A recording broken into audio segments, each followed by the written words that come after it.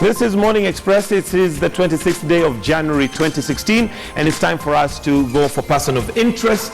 Remember, your questions are welcome. This morning, our person of interest is none other than Honorable John Mututho, who has had quite a number of hats that you've worn in your few years. Let me call them few. Are they many?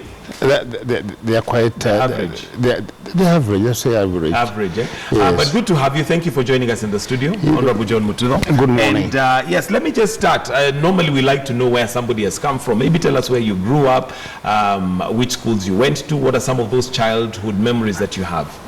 I was born around Naivasha, Elementaita area, and that is a place called Ndogo. And then we moved in when I was a small child to Molo. And then I grew up at a place called Ituri in the villages. I was educated at a school called St. Brendan's Primary School. St. Brendan's was a little thing of a school. It's not the St. Brendan's of today. It was more or less like a donkey, a horse shed that time. But I made it. My headmaster is still alive and healthy. DP Gadhi, Duncan Peter Gadhi, is somewhere in Elbagon. Okay, I'm sure he's retired by now. He's retired, but we still have a chat once in a long while. Okay. I then tried to get to Starehe. I couldn't make it. I couldn't make it to Starehe. Is that because of the grades or? It's the grades, you know. When you're coming from a bush school. Actually, in my school, we were the first two students with somebody called Boro to ever go to a government secondary school. Wow. In that school. It is hardship. I mean hardship as in hardship. And some very draconian laws, like you couldn't wear shoes throughout. You couldn't wear a cardigan. It was freezing cold. Why would you not be allowed to wear a cardigan? Those were rules made by Minister of Education. Today you find them with all kind of regulations, but they have always had those weird regulations. So you couldn't have a cardigan. It was khaki shorts, and then sometimes kids would almost freeze, and then you have to have a campfire to warm the kids to save some of the kids.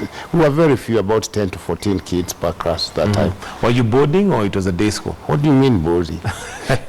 Even though there are no desks, what you're having are rugs which are cut and shaped in it somehow, then you're using that. We had, by the way, we had only one textbook in the whole school. And, and what was a KCP guide book by Malkiat Singh, which was used by the members of staff and the students. One book. One textbook. I did not see electricity until when I come back to the college, let alone. Because even the second school where I went, Mikinda Secondary School, they didn't have electricity.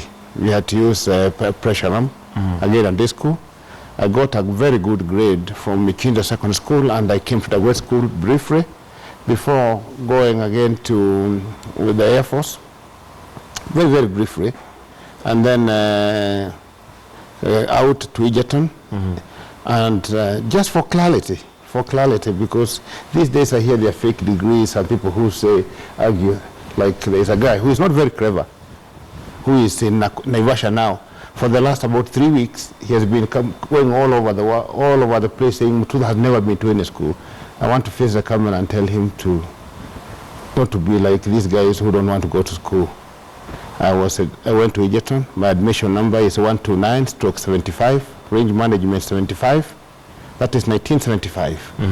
I wonder where he was born that time. So, so for him, it's just propaganda that he's putting against you. Then I joined the ministries, then come back to the university again, University of Nairobi. My admission number is 1517/80.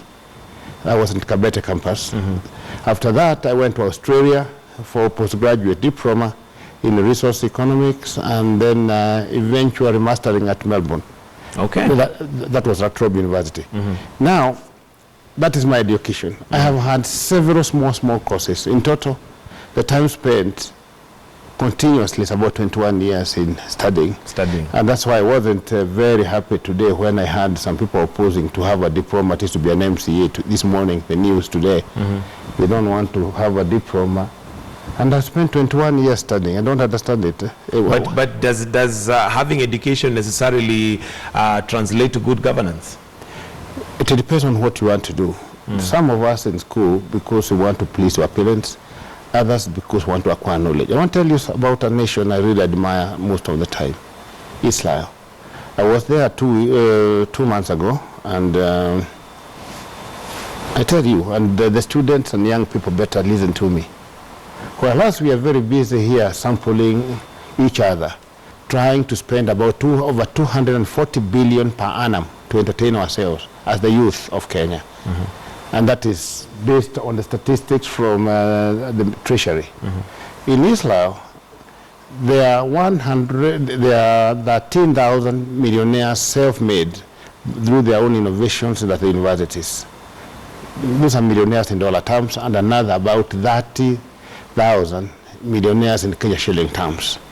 There are students who have invented something, like the pen you are holding or something, and then made it into a project, and they are self-made millionaires, but they still study. They study every day, and by law, you have to show that you are studying at least 2 hours per week. And they come there with their great cars. They're still the youth. When you study, your mind becomes open. It opens up to new ideas. So you see, and you're able to innovate. There's nothing like experience, and I hate guys who keep on calling for big experience. What you need to have are guys who are open, people who are going to books, somebody who is coming and is driving along, like I do every now and then. I'm driving along Nakuru Highway and looking at the amount of vegetative matter we are wasting. And imagining that, supposing we harvested that vegetative matter, flavored it with a bit of cereals of a lower grade, and make it rabbit pellets, we can produce rabbit meat in bulk, so that we can also turn around billions of shillings. So where do you say we are going wrong? If we're not doing that, where is it that we go wrong? The philosophy under which we are educating our people. We are educating them so that they can come and praise you. You did not just jump here. You had a long journey to come to this show.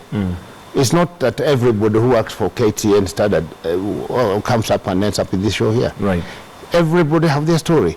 And those people who are in school and universities are studying so they can come here. They are studying so they become ministers. And when they become ministers, they want to use not just Mercedes, they just want to have helicopters. How do they do it? By refusing to offer a service that's supposed to be given to the people legitimately and going on to steal. That's why you are here. So generally it's the philosophy, and I'll come to you maybe on our education system, but let me just come back to you as an individual. What did you dream of becoming when you were a young man?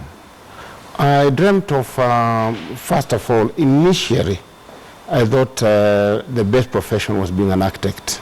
I admired architecture. I see why, because starting from zero and then creating a structure, that always amuses me up until today. I take a lot of time. I've been to over 74, 75 cities around the world. Not countries, not cities, many cities. I don't know how many. And I take time to admire structures. I really do take time. So why didn't you go into architecture? What drove you into politics and other things that you're now engaged in? When you are coming from the floor, it is so hard to cry, particularly when you are Kenyan. And you know Kenyans, and I like what Dr. Mututho said the other day, Kenyans specialize in pulling each other down. So if you are a son of a peasant like I was, and you are trying now to go to Starehe, and then you want to go to University of Nairobi, you don't have a chance. You have zero chance. It's not a question of that I didn't want, or I couldn't go to that. I would have really loved to. So, but the conditions under which I operated, and the delimiting factors were so heavy on my shoulders were pulling me down constantly. In actual fact, even when I go to Egerton, everybody was surprised ultimately.